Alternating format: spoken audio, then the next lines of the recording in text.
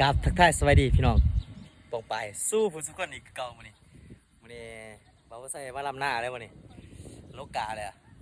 สิลำหน้านี่ลำไอ้นี่ถึงเวลาแล้ววันนี้กะยาวพอดีเด้อมาทุกคนหมู่เพื่อนมาซอยแน่ หวานจับเปลี่ยนกันเลยไปมาซอยบ่าวใส่สิไปซอยขึ้นเด้อ นี่หน้าบ่ร้ายหรอกนี่แคมทางไงพอดีเลยนี่เนาะทุกคนเนาะอ่ะ นี่บรรยากาศนี่เทียงหน้าตีนบ้านนี่คือเก่าเลยกาเง่าเลยมื้อนี้โลกาเลยก็พร้อมลำแล้วมื้อนี้เดี๋ยวไปชมบรรยากาศตอนลำหน้ากันเลยแล้วทุกคนเลยไป let's go นี่ทุกคนหน้าว่าบ่ใส่ เดี๋ยวพอว่าใส่ครับเซิร์ฟมาทุกคนมาดำหน้าสวยเลยเด้อ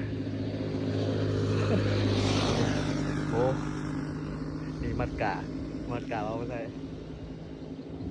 เลิกเบียกไว้มื้อนี้มาดำหน้าซอยพอทางติดถนนใหญ่เลยชิวนี่ไปเรื่อยๆ2 คนมื้อนี้เป็นตาได้กินเขาอยู่ว่าเบิ่งหน้าว่าบ่ใส่